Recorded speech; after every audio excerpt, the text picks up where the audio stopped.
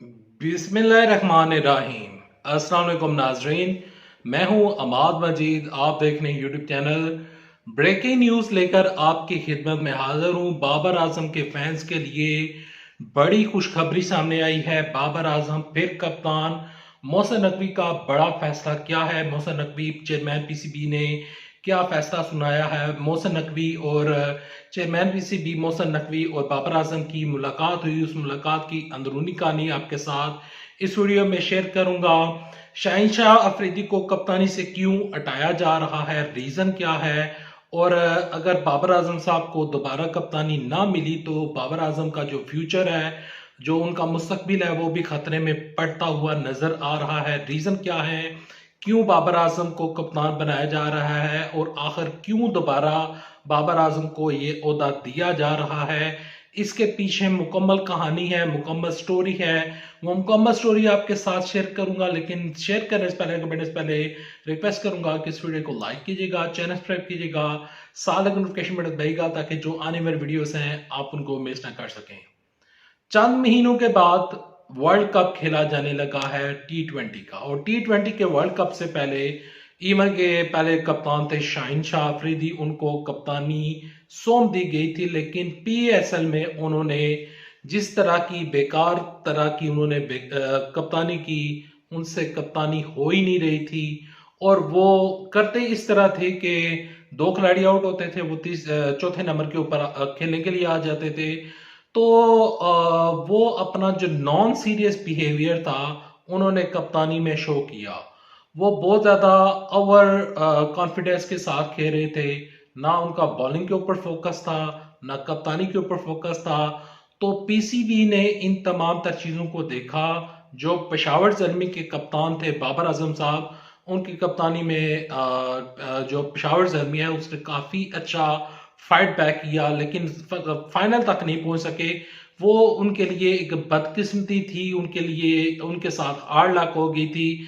बाबर आजम की कप्तानी में पाकिस्तान वर्ल्ड नंबर 1 टी20 बना था। तो बाबर आजम की कप्तानी अच्छी कप्तानी थी, लेकिन कुछ लोग उनको क्रिटिसाइज करते रहे, और खसूसी तौर पर जो सियासी खिचड़ी पकती रही जब वो कप्तानी किया करते थे, तो उस वजह से उनकी कप्तानी चली गई थी।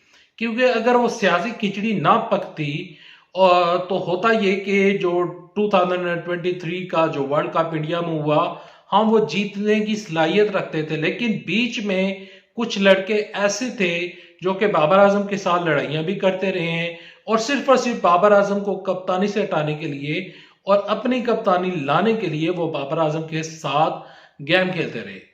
पीसीबी चेयरमैन मोहसिन नकवी की बाबर आजम के साथ मुलाकात हुई है, और उनका इसरार है, और जो सिलेक्शन कमेटी है वो ये कह रही है कि बाबर आजम साहब आप दोबारा कप्तान बन जाएं।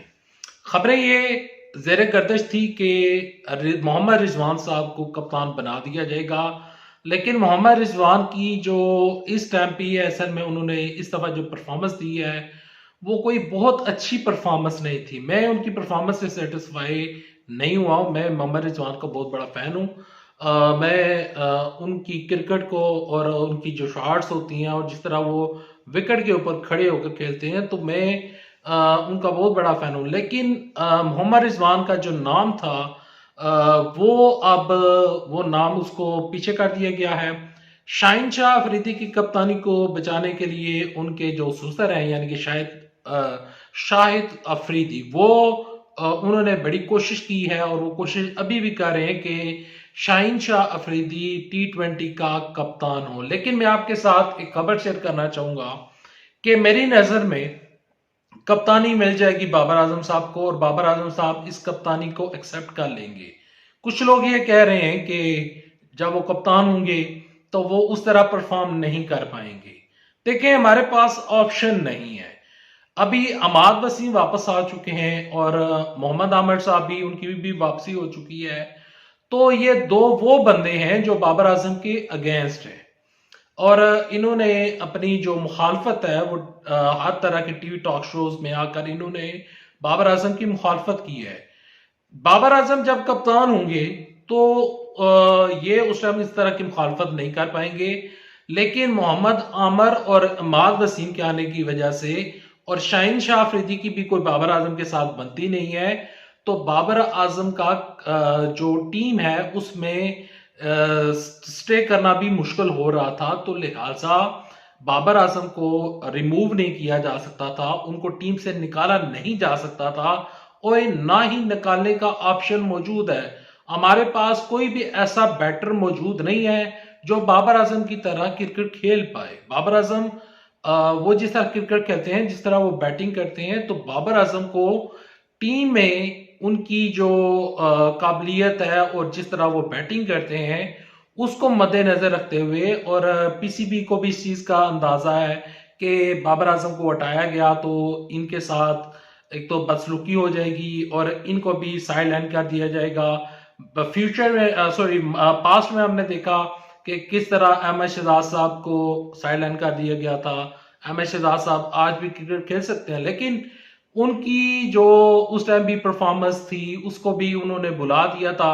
अहमद शहजाद साहब चले गए थे। पाकिस्तान के बड़े बड़े नाम जो हैं, जब वो कप्तानी से हटते थे या उनकी छोटी छोटी जो गलतियां होती थी तो उनको फौरन रिमूव कर दिया जाता था। बाबर आजम को अगर पीसीबी या फिर कोई एक नया बनने वाला कप्तान अगर वो कहता कि बाबर आजम साहब को रिमूव कर दिया जाए तो पाकिस्तान की टीम टूट जानी थी। इस टीम को जोड़ने के लिए पीसीबी के जो चेयरमैन है, इवन के लोग उनके ऊपर भी उंगलियां उठाते हैं कि मोहसिन नकवी साहब, वो क्रिकेट का उनको क्या पता है। देखिए, मेरी नजर में मोहसिन नकवी साहब ने बाबर आजम के साथ मिलकर जो ये फैसला किया है और उन्होंने जो बाबर आजम को मशवरा दिया है और उनसे कहा है कि आप कप्तान बन जाएं, तो मेरी नजर में मोहसिन नकवी साहब का ये एक अच्छा फैसला है। उन्होंने वक्त की जरूरत को मद्देनजर रखते हुए ये जो वो फैसला करने जा रहे हैं, और इंशाल्लाह बाबर आजम साहब जो हैं वो कप्तान बनेंगे। और इस दफा T20 में हमारी जो टीम है वो काफी स्ट्रांग नजर आ रही है। इंशाल्लाह हम वर्ल्ड कप जीतेंगे और मुझे इस चीज के ऊपर मुकम्मल एतबार है और मुझे अपने खिलाड़ियों के ऊपर एतमाद है। इंशाल्लाह हम इस दफा वर्ल्ड कप जीतेंगे। लेकिन जो सबसे बुरी चीज हमेशा पाकिस्तानी क्रिकेट की, जो हमेशा ये एक बदकिस्मती रही है कि पाकिस्तानी टीम में जो पॉलिटिक्स खेली जाती है, जो सियासत खेली जाती है, और खुद अपने आप को कप्तान बनाने के लिए जो लॉबिंग होती है और जो ग्रुप्स बनते हैं, अगर वो ग्रुप बंदी खत्म हो जाए और पीसीबी मोहसिन नकवी साहब इसके ऊपर कोई सख्त फैसला कर दें, तो यकीन माने कि यही टीम आपको और बाबर आजम साहब की कप्तानी में यही टीम वर्ल्ड कप जितवा सकती है।